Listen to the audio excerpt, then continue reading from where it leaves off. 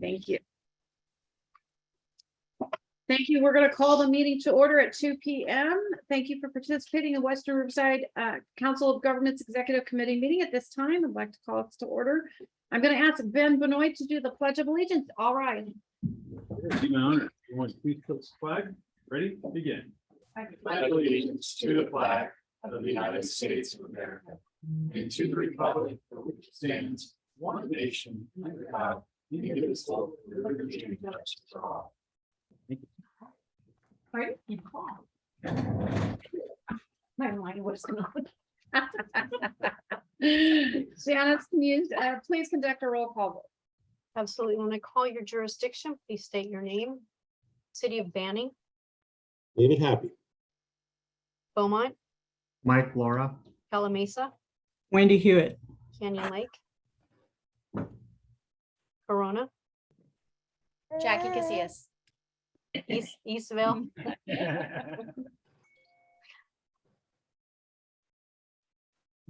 Emmett, Russ Brown. Rupa Valley, Chris Barajas. Lake Elsinore, Brian Tisdale. Menifee, Dudley Spire. Moreno Valley, Ed Delgado.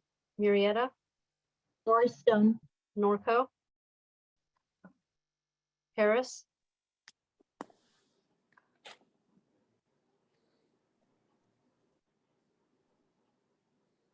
Rita Rogers. thank you.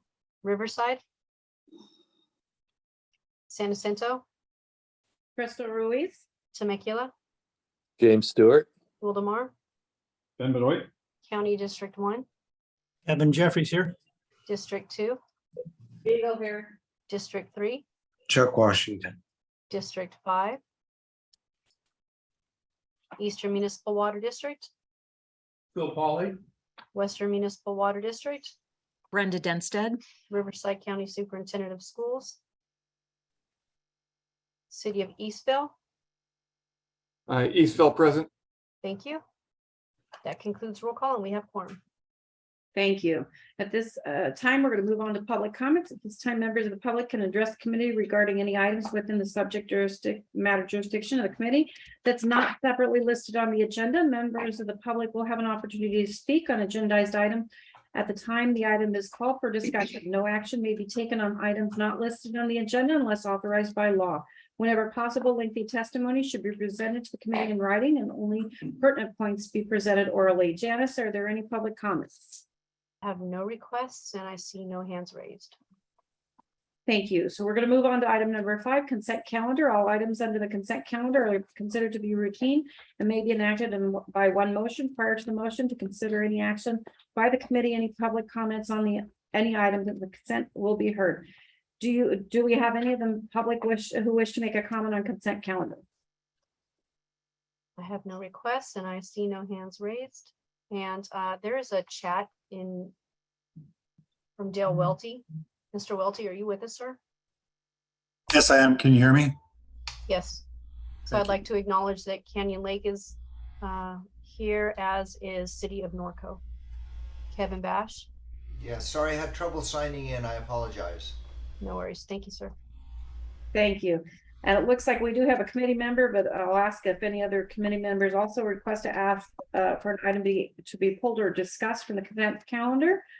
We will have that discussion and then vote on the consent calendar as a whole to avoid multiple roll call votes. And it looks like other than Wendy, do I have any other items that need to be pulled or comments regarding any of the committee members? All right, Wendy, you're up. I would like to pull consent calendar 5K and M.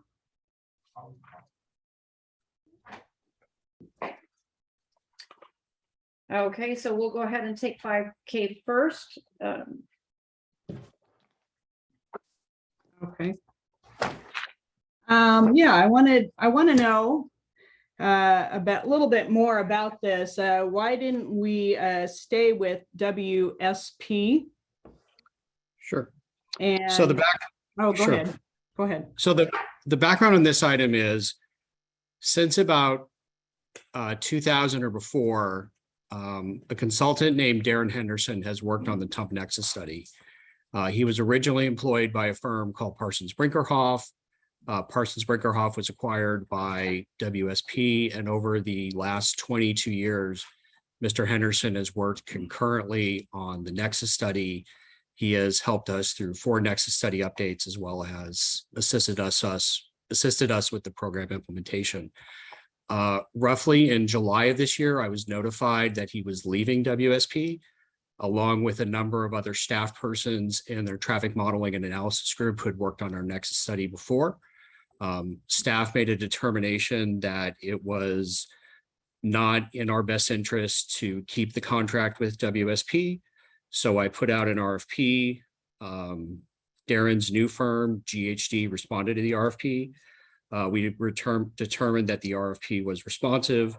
The scope that he provided was within our parameters. The budget was within our parameters, as well as his experience working on the Nexus study for the past 22 years is frankly not matched by anyone else at his former firm, WSP.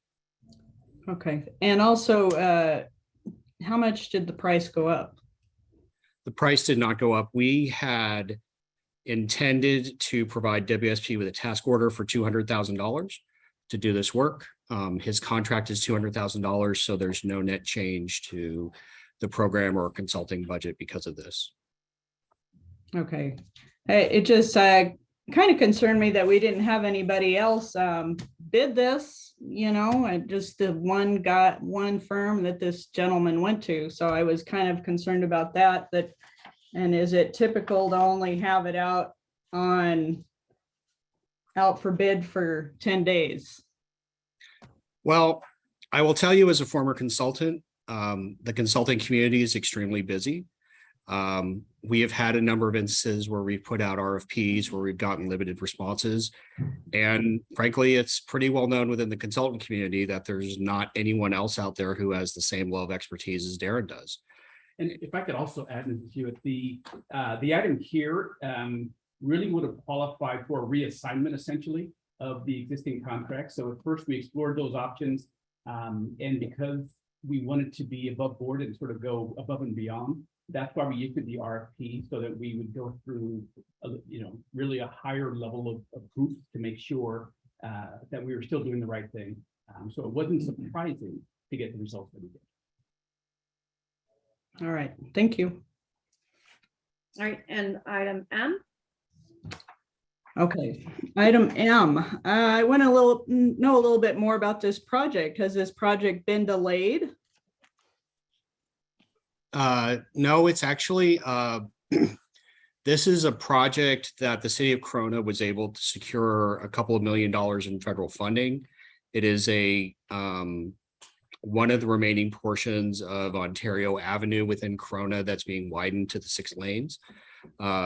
So the city has requested and has received funding for the TUMP program. In this particular case, it's about $2.3 million. They've been able to secure another $2 million in federal funding, and then city funds will make up the rest. Okay, so it hasn't been delayed at all? No, it's not. Nope. Okay, and they have started work on this project already? No, I don't believe that they have. So they've. So is it typical to get reimbursement before they've started the project? You secure a reimbursement agreement before you start the work. So they're asking for a reimbursement agreement to allow them to begin the work. And once the reimbursement agreement's been approved by WRCOG and the city, then they can start the work and start invoicing for us. Okay. Invoicing. Because it looks like, they're saying construction isn't going to go till December 2025. That seemed like a while. Well, they have to finish the design, the right of way. What's complicated is this is there are adjacent homes in the area. So they're going to have to be very careful on how they design the project. And then, as you know, purchasing right of way when there are homes involved can become very difficult and time consuming. So we believe that's a reasonable schedule for that project. However, we are not the implementers, the city of Corona is. And as they do the work, they will be performing the work, paying for it, and we'll be reimbursing them once this agreement's in place. Okay, and they are on schedule to, it looks like they're gonna be starting in October of, let's see, it says start in 2022 for actually for PS and E. Right. So once we've approved the reimbursement agreement, then they can go out to follow whatever process they need to design the roadway. I anticipate that will take a certain amount of time, at least 12 months or so. And then once the design is complete, they can move on to the other phases of the project. Okay, thank you. Jackie? Thank you, Chair. I just wanted to speak in favor of this item as the representative city. It is a complicated project and we are just trying to get the work done in an orderly fashion. I was not told that it's delayed. It's just trying to get the work done ahead of time and get it authorized for reimbursement. So just wanted to express my support for this. Thank you. Thank you. So we are looking for, if there's no other comments or questions, we're looking for a motion for the consent calendar. Spiegel moves. Benoit second. All right. You're up, Janice. City of Banning, Yes. Beaumont, Yes. Ella Mesa, Yes. Canyon Lake, Yes. Corona, Yes. Eastville, Yes. Emmett, Yes. Rupa Valley, Yes. Lake Elsinore, Yes. Menifee, Yes. Moreno Valley, Yes. Murrieta, Yes. Norco, Yes. Harris, Yes. Riverside, San Jacinto, Yes. Temecula, Yes. Wildomar, Yes. County District 1, District 1, yes. District 2, Yes. District 3, Yes. District 5, Eastern Municipal Water District. Oh, Yes. okay, and Western Municipal Water District. Yes. Thank you very much. Those items pass unanimously. Thank you. We're going to move on to reports and discussion. Members of the public will have an opportunity to speak on agendized item at the time the item has been called for discussion. We're going to move on to item 6A, presentation of the AQMD's Dr. Sang-Mi Lee on the AQMD 2022 Air Quality Management Plan. Dr. Lee, you're up. Hi, actually, it's Sarah Reese. I'm going to be covering this for Sang-Mi, but I'm happy to be here this afternoon and be able to give this overview of our 2022 draft air quality management plan. So again, I'm Sarah Reese, and I'm the Deputy Executive Officer for Planning and Rules at South Coast Air Quality Management District. Next slide, please. So an air quality management plan is our roadmap or blueprint as to how we're going to meet federal air quality standards. We're required to do these under law. So we have to show EPA what steps we're going to take on how we're going to meet these standards. And there's multiple air quality management plans. This 2022 air quality management plan is aimed at the 2015 federal ozone standard. That's the most recent ozone standard that EPA has passed. It's also the most stringent one. The good news in that is that we have until 2037 to be able to meet that standard. And the reason that's good news is that we're going to have to take a lot of emission reductions in order to be able to get down to the levels needed to meet it. You can go on our website, all of the supporting documentation about the AQMP, and our process is available for your view. Next slide, please. Probably no news to anybody in this meeting that we have some of the worst air quality in the US, and historically it's been that way. We are the worst in the nation for ozone by far, depending on the year. We're the second worst for particulate matter. We have made tremendous progress over the years. Over the last several decades, we've slashed emissions by over 50%, but we still have a long way to go. And you can see a picture of sort of recent conditions where we still get these smoggy days. Next slide, please. This chart shows again the progress that we've made over the last 30 years. The blue line is ozone levels in the South Coast Air Basin, so the greater LA region, And then the red line is ozone levels in the Coachella Valley. The horizontal dashed lines, those are the levels of the different ozone standards. And again, these lines show that the ozone levels have come down very dramatically since the early 90s, but probably about 2014 timeframe is when we start to notice a little bit of a leveling off, and then even a bit of an increase in ozone levels, particularly in the South Coast region. A lot of that is due to weather conditions. You guys have probably noticed that we've had a lot of really hot, dry summers with a lot of stagnant air. And so those are conditions that are really ideal for forming ozone. But we know that when we continue to implement our plans to reduce emissions, those levels will go down regardless of weather conditions. Next slide, please. That there are real health impacts associated with ozone. So with ozone, we typically see respiratory diseases, worsening of asthma, increased incidences of asthma, a lot of types of lung damage and lung diseases, particularly for those who are sensitive groups. So the children, the elderly, and those who have underlying respiratory disease. Fine particulate matter is also an important pollutant that causes health impacts. With fine PM, we see a strong relationship with premature death, as well as cardiovascular disease, cardiopulmonary disease, and other respiratory and cardio diseases. Next slide, please. So NOx is the key pollutant that we need to be able to reduce to get to reducing ozone levels. Ozone's a chemical that's formed in the atmosphere. It's the reaction of NOx and volatile organic compounds. NOx really is the chemical that's driving that reaction. NOx is formed when you burn something. So any combustion process from engines, anytime something is burned, you form NOx. We estimate that in 2037, the maximum amount of NOx that we can have in the atmosphere and still be able to meet the 2015 ozone standard is 60 tons per day. That's 83% less than what our current emissions are. You can see on the bar chart here, our baseline or current emissions, we use the 2018 year for that, 351 ton per day, a long way to go to get down to 60 ton per day.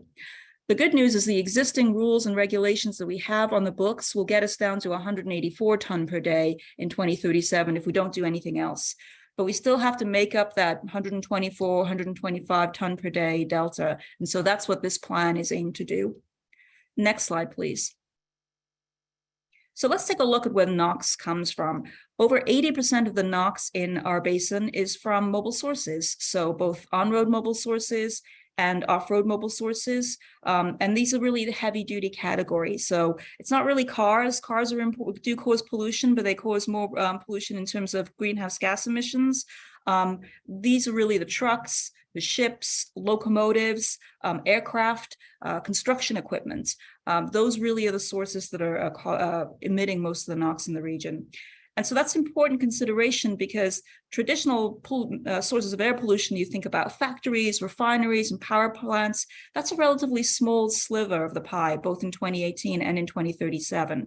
And that blue sliver of the pie, those are the sources that are primarily subject to regulatory authority by South Coast. We, local air agency, we have limited regulatory authority over those mobile sources. So we have to work with CARB and EPA and other entities to make sure that those sources are reduced and that we're able to get the reductions needed to meet the standard. Next slide, please.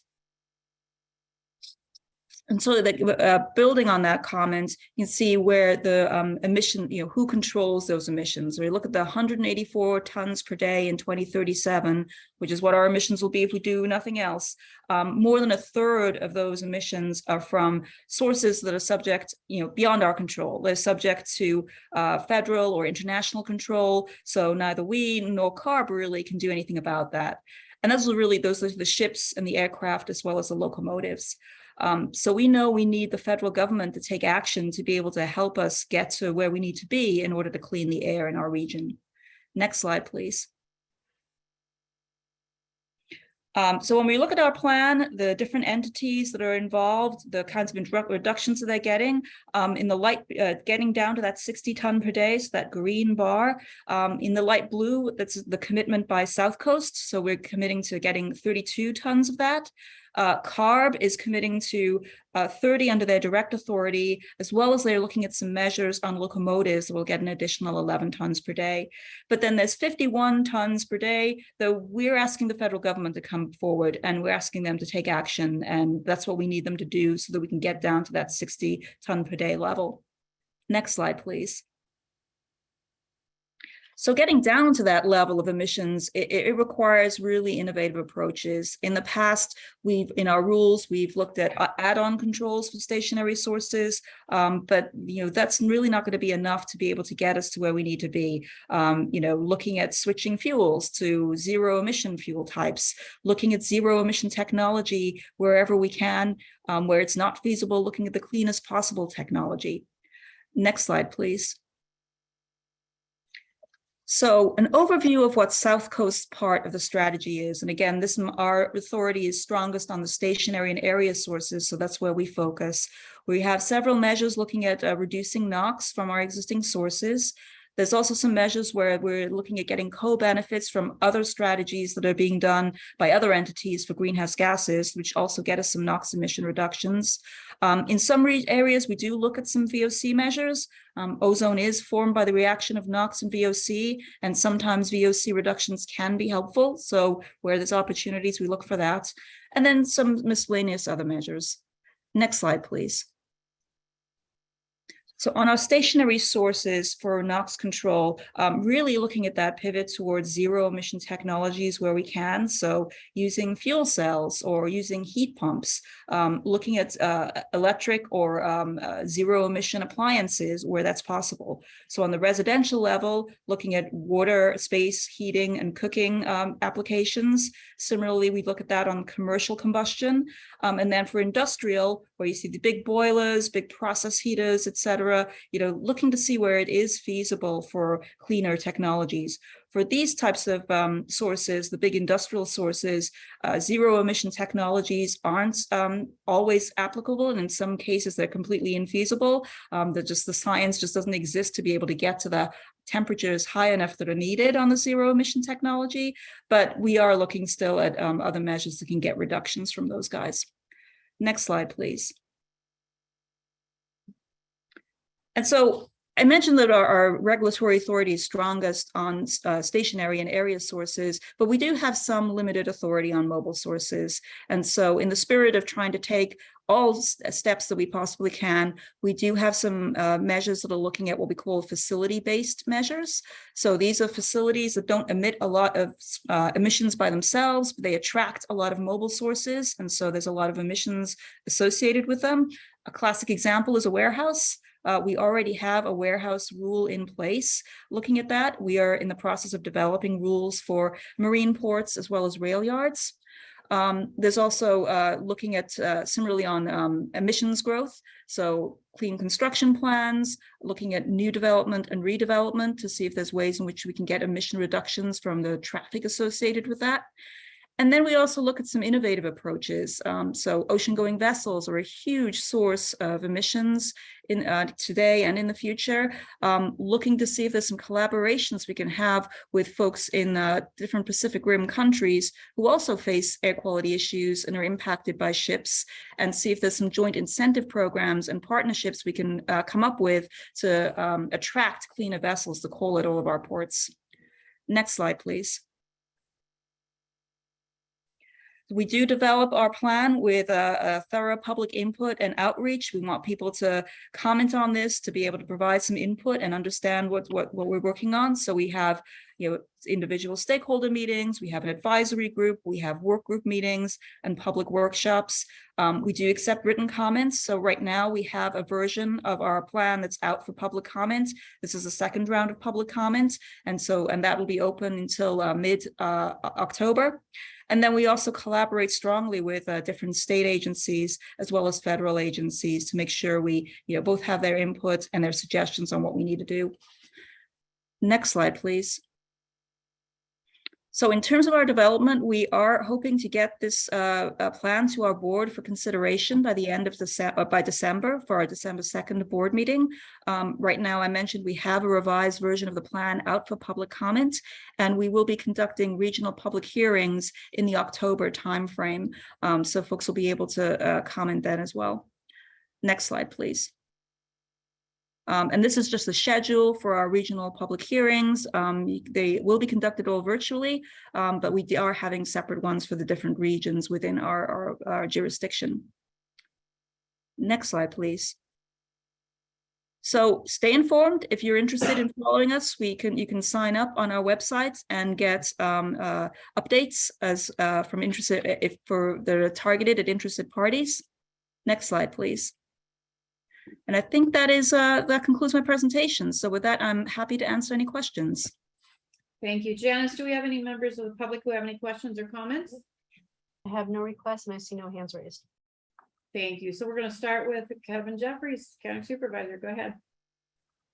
Thank you, Madam Chair. Sarah, the next efforts are going to be quite a heavy lift to get us to the federal standard.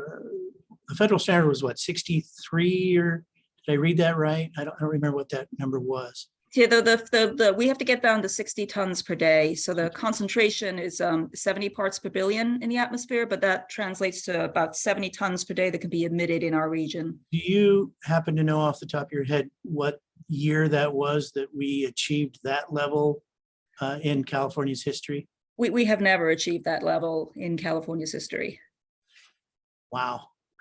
Okay, thank you. Thank you. And before I have ask a question or two, does anybody else have any questions for her? I'll just make a quick comment as the chair of AKMD, Sarah, great presentation, and thank you for doing that. And folks, this is what I've been bringing up in the last couple of updates. This is a huge lift for our air quality group to do this plan to get to where we need to be. But again, we have other issues coming up with ozone attainment with the past plan. So this is definitely not an easy course that we were on, and it is definitely not a cheap endeavor when we talk about some of the mitigations here, especially when we talk about some of the in-home mitigations and the cost based on it is in some cases extremely exorbitant. So, but Sarah, great presentation, and thank you for bringing everyone here up to speed with just how high of a lift this is. Sarah, I just have a couple questions. So on your calculations, did you figure in, since they're forcing us all into electric vehicles by what, 2040? Did you take that into consideration when you did your numbers?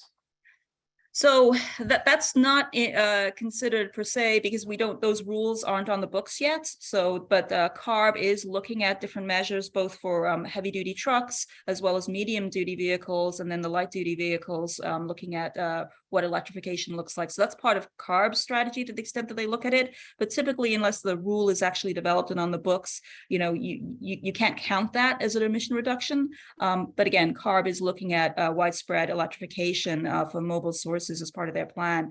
I will say that that's going to be a really big challenge, because even as you go to zero emission technologies, you have to have enough electrons to power everything. And so looking at grid reliability, looking at what it'll take to actually electrify and supply that demand, that's not something that's within my authority as a local air agency, but these are questions that we keep raising to CPUC and other entities to make sure that's part of their planning. Thinking the other question, looking at the things that you were going after, the shipping and all of the stuff. One of the things that I noticed with the electric vehicles is that that's going to be a #1 job killer for anyone who has tourism, which is the entire state of California, if everybody else is driving gas vehicles. So I'm assuming that people coming into the port, delivering products and goods, that's going to be a challenge for you as well, getting all the ships to change before they come here to deliver their goods and whatnot. But just something to think about. I think the County Supervisor Spiegel has a comment. Sarah, you really addressed part of my first question. That was the ability to truly get electrified by 2035, when in fact we have just seen our inability, when you're talking about it in heat like we've had, and the rolling blackouts and the rotations and the, you know, threats to everybody, stop using electricity was ridiculous. And if we all had electric cars, how would we even charge our cars? I mean, this to me was the message. And in your statement, when you were talking earlier, you said that has a minor effect on the big scheme of things with vehicles. Did I not hear you correct? On automobile vehicles? For NOx, yes, light duty vehicles, so passenger cars for NOx, they're actually really clean for NOx these days. But what CARB's focus and states focused on light duty zero emission vehicles is for greenhouse gas purposes, because transportation is about 40% of the greenhouse gas emissions within the state. My other thing is when you talked about, I think it was 11 on that, your map for the locomotives. And I sit on the Metro Link board, and we do what we can as far as for public transportation is trying to bring that down. And we have the tier 4, we have all kinds of different things that we're doing to bring that down. The problem is these demands are coming without funding to help with that. And I know that HMD has done really well with giving us some of the grants that has helped us supplement that. But I don't think there's enough money to be able to really push all this without some help, for whether it's your businesses and the trucks and the trains, airplanes, everything. It's going to be a tremendous cost to bring that down unless there's some type of monies that's going to be available to help. I mean, you're right. This is going to be, it's very daunting. It's a very big lift, and it's not just about buying the technology. It's about all of the support for the fueling for that technology as well, which is incredibly expensive too. So we're working on our socioeconomic analysis that's associated with this report plan, which will detail out what those costs look like. Now, again, as a local air agency, we don't assign those costs to anybody, but absolutely, this is going to be a very expensive plan. Thank you. I don't envy you. Thank you so much. This is a receive and file. We're going to move on to item B, which is PACE programs activities updates. Deferral. We're going to update it. Casey Daly is going to be on delinquent parcels and a request to deferral of judicial foreclosure proceedings. Thank you very much, Madam Chair, members of the committee. Casey Daly, Director of Energy and Environmental Programs here at WRCOG. Today, we're going to talk about consideration of deferral of judicial foreclosure. So kind of by way of background, back in 2015, the executive committee adopted a policy to review on an annual basis the number and dollar amount of delinquencies. And this was done to determine the assignment of collection rights or begin the judicial foreclosure proceedings. I just want to note here that even though the Hero and Residential PACE program has been discontinued and no new residential assessments are being issued, WRCOG is still responsible for the ongoing servicing of the, as you can see here, approximately 29,000 assessments that have been issued throughout the life of the program. So that's what we're here to do today. Next slide, please. So in order to ensure that a property owner who is delinquent on their PACE assessment is not subject to a foreclosure proceeding, WRCOG for the last number of years has partnered with First National Asset. They are a third party that comes in and purchases the delinquency receivables. What this does, it allows for the bonds that are associated with all these assessments to be paid on time and in full, and also ensures that WRCOG is not put in a position of having to initiate a foreclosure proceeding on any of those property owners who were not current. So you might recall that back in August, the executive committee approved a purchase and sale agreement with FNA to purchase those delinquency receivables. And just to reiterate the point here, partnering with FNA ensures that no property owners will be subject to a foreclosure proceeding as a result of a delinquency for their PACE assessment. Next slide, please. With that, Madam Chair, that concludes my presentation. We do have a requested action here, and I'm happy to answer any questions. Thank you, Janice. Do we have any members of the public who have any questions or comments? I have no requests and I see no hands raised. Do we have any members of the committee that have any questions or comments on this item?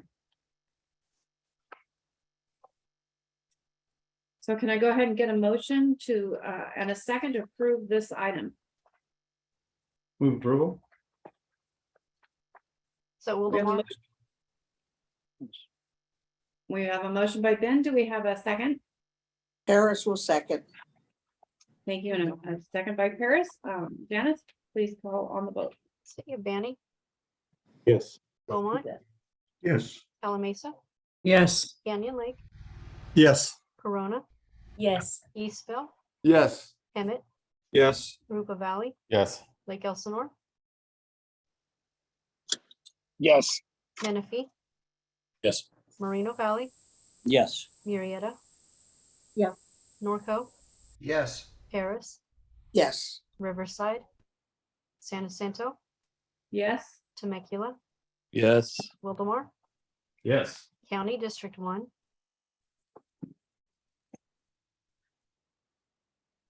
Supervisor Jeffries, Yes, sorry. thank you, sir. District 2, Yes. District 3, Yes. District 5. Eastern Municipal Water District Yes. and Western Municipal Water District. Yes. Thank you. That concludes roll call vote for that item and it passes unanimously. Thank you very much. And thank you. We're gonna move on to item 6C, an update of WRCOG's Casey Daly again on the IRAN partner program and the operational agreements and request to select the three committee members to serve on the IRAN executive committee. Thank you very much, Madam Chair, members of the committee. Casey Daly here, still Director of Energy and Environmental Programs. I'm really excited to present this item. It's been a long time coming. This is for consideration of approval of the IRAN programs agreement along with the memorandum of agreement with our partner COG. So by way of background, back in late 2018, the executive committee authorized a joint cooperative agreement between WRCOG, CVAG, and SDCOG for the development of a business plan for IREN, the Inland Regional Energy Network. In February of 21, this business plan was submitted to the CPUC. This past November, the CPUC approved our business plan with funding in amount of approximately $65 million for years 22 through 27. In April, the executive committee approved the governance and operations charter, which I'll reference here in the presentation. The charter is part of the MOA, the memorandum of agreement.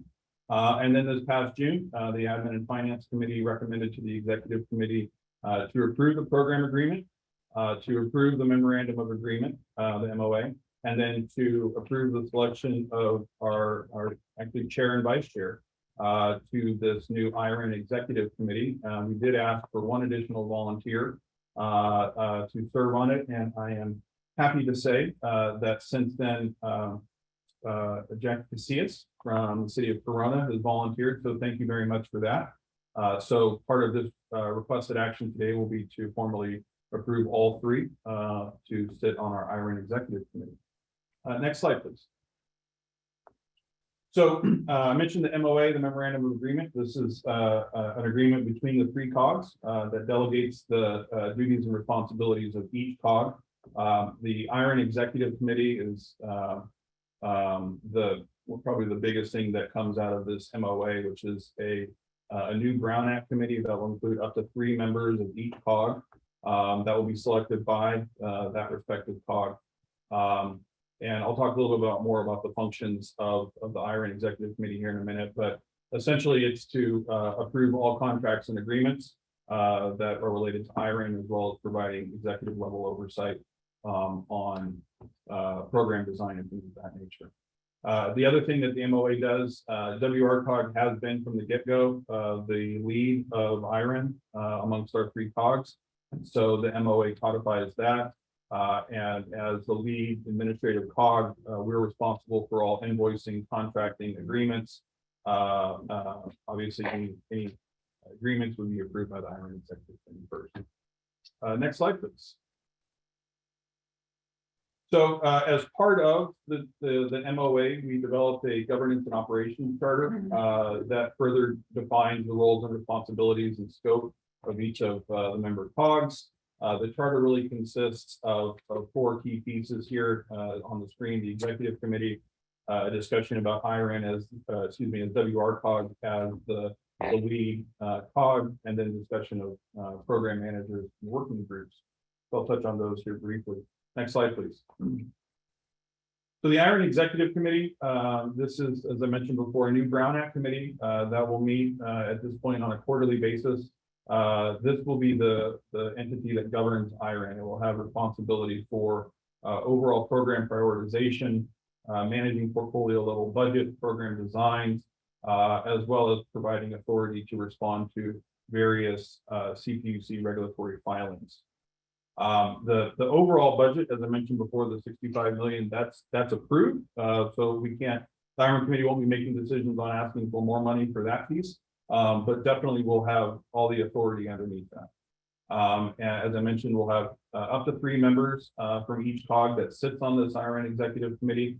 But in the event that a member COG only has 1 person show up, that person will have the 3 votes from their respective organization. Next slide, please. In addition, I mentioned this, WRCOG will serve as the lead admin COG. So we're really responsible for all the day-to-day operations. We're the primary contact, regulatory contact for the CPUC, and all procurements and contracting activities come through WRCOG. Although, as I mentioned, those agreements will be approved by the IREN Executive Committee. Each COG, as part of the overall budget, each COG will have 1 dedicated program manager who will work solely on IREN. They'll be the primary point of contact. And then within each of the programs that IREN will be offering, we will have program teams and working groups that will consist of staff from each of the COGs, as well as consultants and other interested third parties who will be beneficial to helping IREN stand up and do the good work that it's supposed to do. Next slide, please. So the big thing here that I'm really excited is this program agreement. We've been working on the program agreement with Southern California Gas Company, who is the fiscal agent for IREN. CPUC has the money. They identify the gas company as the fiscal agent, and then we work with the gas company on providing invoices and regular updates to them from the financial side. So WRCOG, I give folks on my team, Benjamin Druyon has done a great job working with the gas company for the last several months to negotiate this agreement. So we're here today. We're excited to have it done. It does put SoCalGas as fiscal agent, WRCOG again as the lead admin role. You can see here we'll be the ones providing monthly invoices and expense reporting to the gas company. One thing to note here, it's not in the slide deck, but one of the things that we wanted to work with the gas company and the commission on was to ensure, because all of these dollars are reimbursement dollars. And so it was important that we have an initial kind of lump sum deposit of dollars that we can use as a drawdown account. And so we were able to work with the gas company, and the commission agreed so that we will have about 10% of our budget every year will be placed into an escrow account that we can draw down on. The benefit here, it helps WRCOG from a cash flow standpoint, but it also allows us to move a little bit quicker, so we're not waiting, weeks for reimbursement from the gas company. So as you can see here, CVAG approved the program agreement substantially to form on June 27th. We're here today to ask that the WRCOG Executive Committee approve it. And then our colleagues in San Bernardino are working on the same time frame. They're set to approve the same set of documents in October. And once all that gets done, then we'll be able to schedule our first IREN Executive Committee, which will be in November. And I mentioned that, going back to the dollars and cents here, once this program agreement has been approved by everybody, we will then be able to submit invoices to the gas company to get reimbursed for all of the funds that have been expended since January. So next slide, please. All right. With all of that, that concludes my presentation. We have 3 requested actions here, and I'm very happy to answer any questions or field any comments. Thank you, Casey. Janice, do we have any members of the public who have any questions or comments? I have no requests and I see no hands raised. And do we have any members of the committee who have any questions or comments? Seeing none, can I get a motion in a second to approve this item? Lake Elsinore moves staff's approval. And do we have a- Menifee. Thank you. Janice, can we please conduct a roll call vote? City of Banning, Yes. Beaumont, Yes. Ella Mesa, Yes. Canyon Lake, Yes. Corona, Yes. Eastvale, Yes. Emmett, Yes. Ruba Valley, Yes. Lake Elsinore, Yes. Menifee, Yes. Moreno Valley, Yes. Murrieta, Yes. Norco, Yes. Harris, Yes. Riverside, San Jacinto, Yes. Temecula, Yes. Wildomar, Yes. County District 1, Abstain. District 2, Yes. District 3, Yes. District 5, Eastern Municipal Water District, Yes. and Western Municipal Water District. Yes. Thank you. That concludes roll call vote for that item, and it passes. Thank you. We're going to move on to a report from the Technical Advisory Committee Chair, Rob Johnson. Madam Chair, Mr. Johnson emailed earlier. He's unable to attend.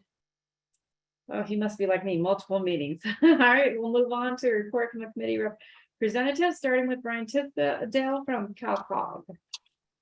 Madam Chair, our next meeting is on September 23rd, so I have nothing to report. Thank you. And for myself, for Sandag, we had a joint meeting a while back, but nothing coming up until next month. Moving on to SAPA and Ted Hoffman. Yes, Madam Chairman, OA meets on September 22nd, but as far as from SAPA, they just completed a dry weather condition report along the Santa Ana River water in the watershed project. And interesting study when it came through. What they did is they studied the impact of the homeless camps, especially in the Riverside area. And in this study, that was an update. They concentrated on the Market Street Bridge, the Mission Boulevard Bridge, and the Van Buren Boulevard Bridge. And where they estimated between 800 to 1,200 people have been residing in over 300 encampments in that area. So with that, they found numerous trash naturally, and they were looking at the impacts of the homeless camps in that area. And this study went on and completed in January of 2022. And they finally got all their data put together. And what they found out is the majority of the trash in the area are basically plastics, biodegradables, glass, and a bunch of other large objects along with construction debris and some toxic material. Their big study was the impact of the human in that area. And what they found out, because of the dry weather report, we haven't had sufficient rain, the E. coli is relatively low for the amount of people in that, which is good as far as human contact, but animal waste is high. So for that, they're going to, what they're going to do is the second part of this study will be to look at it in the wet time of the year to see how much impact will it have. And I know many of the cities that are in WRCOG that border the Santa Ana River will look at that. And so under phase 2, they're going to look at the wet weather. They're looking for about $750,000 to do the study, and then to study more of the animal impact on the E. coli for the in that area. So thank you, Madam Chairman. That concludes my report. Thank you. AQMD, Ben. Sure, we met 2 Fridays ago and nothing major to report at our last board meeting, and you heard the update today on AQMP, which is continuing to move forward. And as Sir Reese described, we're hoping to get that back to the board in December, but might slip a little bit, we'll see. And but other than that, everything's going fairly well. Thank you. SCAG Regional Council and Policy Committee representatives. Do we have anyone who would like to say anything? All right, seeing none, we're going to move on to the report from the Executive Committee Chair. I know that we have been meeting for the last couple of years via Zoom.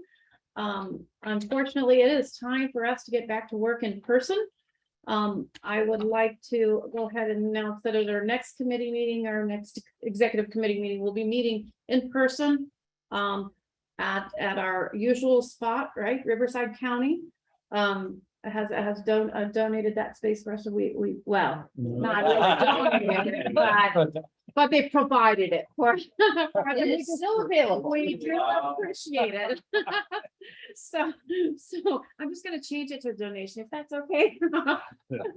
So we will be meeting in person, plan on that. We wanted to do it this time, but it was kind of short notice, so next month's meeting, plan on meeting in person, and make arrangements for that. I also, before I get too far here, I want to make sure that tonight, and Janice, if you can notate this, that we close in the honor of the fire victims. This has been a very large fire. It's impacted a lot of cities, a lot of communities. We lost multiple lives in this, and it's just been a horrific event. So we're going to close the meeting today when we do close in their honor. I'm going to go ahead and ask for a report from the executive director. Sure. Thank you, Madam Chair. The bulk of the report is in written form already in the agenda. Just a couple other things. One that upcoming is the Alt-Car event, October 28th, finally back live and in person. Moreno Valley Convention and Recreation Center. And we have a tentative date for General Assembly next year, which would be on June 29th, which was a very difficult date to get this year because the region is popping and event space is very, very difficult to come by. And for this week, we have a busy week here. So we've got executive committee meeting today, administration and finance on Wednesday, but we've also got WCE, RCHCA, and TAC this week. It's a busy week, I think, for everyone. Nothing else to add to your pile this week? No. Okay. We're going to move on to item 11, items for future agenda. Does anybody have any items that you'd like to have brought forward to discuss at the future committee meeting? All right, seeing none. Wait a minute. Oh, Kevin. No, look what that says. Next meeting, it says we're Zoom. I know. We're not. Well, we're not Zoom. I don't know why it's on there that way, but ignore that. We are not Zoom. Kevin? Mine was actually for the next item. It was just a general announcement. We have a 5-alarm fire going along the 215 in the March Joint Powers Authority. And nearly every city in the vicinity along the 215 is contributing fire engines or ladder trucks right now. So thank you all in advance. Yet another one, unfortunately. So again, the next meeting is going to be in person. Madam October Chair, 3rd. I'd like to offer up the names of the 2 victims from the Fairview fire. They Please are do.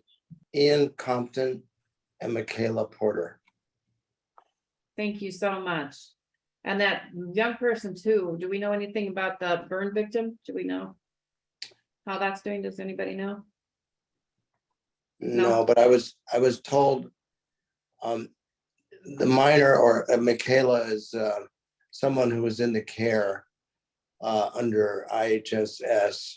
Her mother was her caregiver. Ian Compton was the young woman's stepfather. Those were the 2 who perished in the vehicle. The mom was attempting to get them out of the car and suffered burns. So if that's the victim that you're talking about, it was the mother of the young woman who died. Oh, it's sad. Well, we'll say continued prayers for them. So we Yeah. are going to move into closed session at this time. We'll be moving into closed session. Are there any members of the public who wish to speak on any of the closed session items? I have no requests and I see no hands raised. And Mr. Devon, do you have any announcements to make? We do have 4 closed sessions on the 4 litigation matters listed on the closed session agenda. We'll go into those as expeditiously as possible. And will we have any anticipated report out after closed No. session? All right, so we'll be adjourning the closed session and closing in honor of those fire victims. At this time, staff will be removing anyone into the waiting room except for the committee members, legal counsel, and relevant staff. At this time, I ask everyone to turn on your cameras. You won't be able, you have to keep it on for the entire meeting, just the transition period to closed session.